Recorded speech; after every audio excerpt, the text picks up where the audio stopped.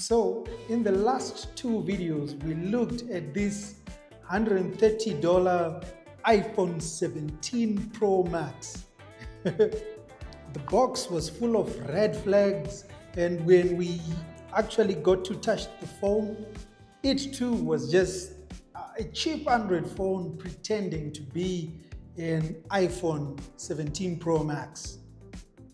But now we want to find out what this phone actually is.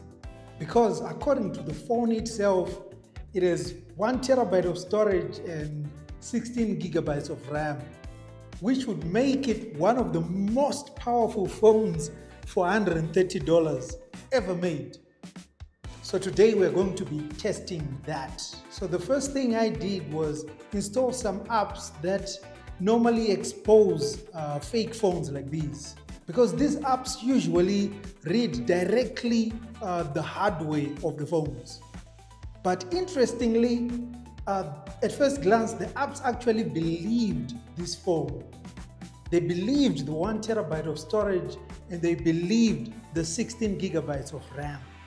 Meaning these guys are now really good at spoofing these kinds of things, at fooling people that they actually have the specs that they don't have. But when you start to look closer, man, some of these things start to fall apart, as we are doing in this one. Because some of the information that those same apps pick up, it cannot be faked easily. And they show that the hardware on this phone is nowhere near what it claims to be. So while the phone manages to fool these apps on the surface, the deeper details reveal that it is unrealistic. There's good and there's not good. This is not good. Next, I tried running some benchmarks to objectively see how this phone performs. And it got awkward. Some of the apps didn't even show up for this phone in the Play Store, and some showed up, but they just said not compatible with the device, which tracks. So clearly, this phone cannot handle serious performance testing, which is a massive red flag. It's a complete crap. And another strange thing I noticed is with charging. If I plug this phone into the computer's USB port, it doesn't charge. But if I plug it into a wall charger, it charges. Which just goes to show you that the charging circuitry, the charging hardware on this phone is pretty basic, meaning it doesn't even have what's needed to communicate with a computer so that it can receive power, which means as well you cannot connect this phone to your computer either to share files between devices or whatever else you would want to do plugged into a computer. There's good and there's not good. This is not good. Now, in everyday use, performance is mixed because scrolling around the home screen, it is not very laggy.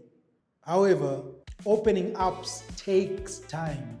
Even just a simple phone app takes seconds to open. The YouTube app, we're talking closer to 10 seconds. And once you're inside apps, you can feel it struggling. So it is usable, but you can tell this is low-end hardware. Now let's test the biggest claim, the 1 terabyte storage claim.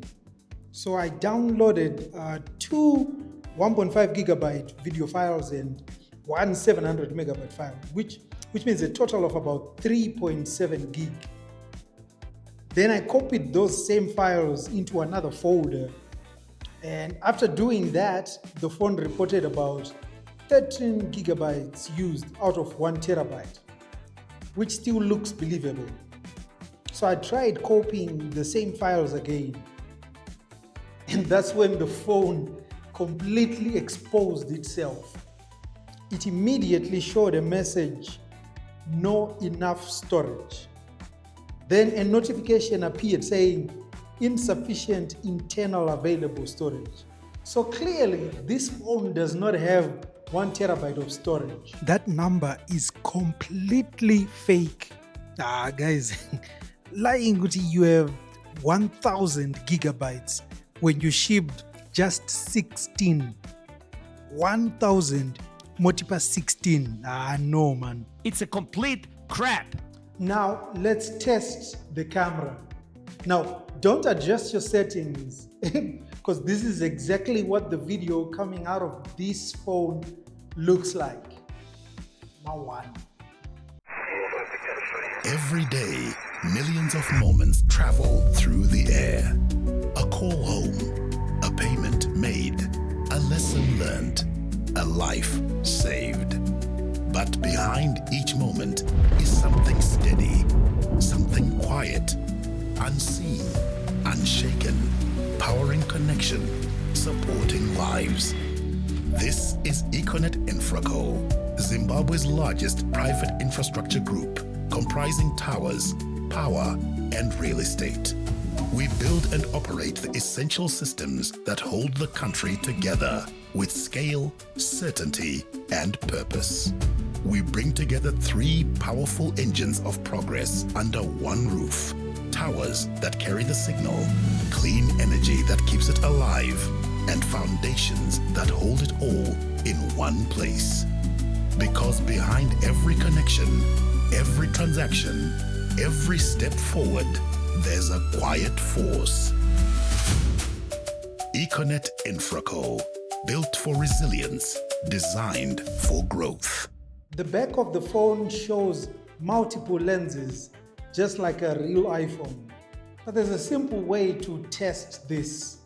You cover the lenses one by one, and sure enough, only one of them actually works. The others are just, decorative pieces of glass. And the camera samples are also terrible. Let's not mince words. As you can see from these. This is terrible, as you can see. And it doesn't get any better when you take pictures of humans as well. And before you think this isn't too bad, watch how it compares to a 16 Pro Max. Yeah, hapana. There's good and there's not good. This is not good. Now, this one is hilarious because this phone has a fingerprint unlock option. And it even looks like, one of those under display fingerprint scanners.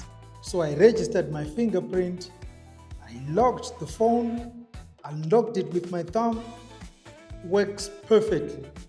But then I tried unlocking it with another finger that I did not register, and it worked. Then another finger still worked. Then I went to my colleagues and I got them to try as well, and their fingerprints worked too, man. So what's actually happening there is that fingerprint icon on the screen, that's just a button. That's just a button on the screen. It's not a scanner. There's no scanner there. So you press it for a second and the phone unlocks, which means the fingerprint scanner is completely fake. And now that earlier warning makes complete sense now. It said fingerprint may be less secure than a pin or a pattern, which isn't usually the case. But for this one, yes, it is less secure. It's a complete crap. So yeah, overall, this fake iPhone is pretty fascinating, man. Because on the surface, it does a really good job of pretending to have specs that it doesn't have, And it can even fool some apps that normally expose fake phones like these. But once you actually start testing it, the truth comes out. We're talking fake storage, fake cameras, and even a fake fingerprint scanner. So yeah, this is not good.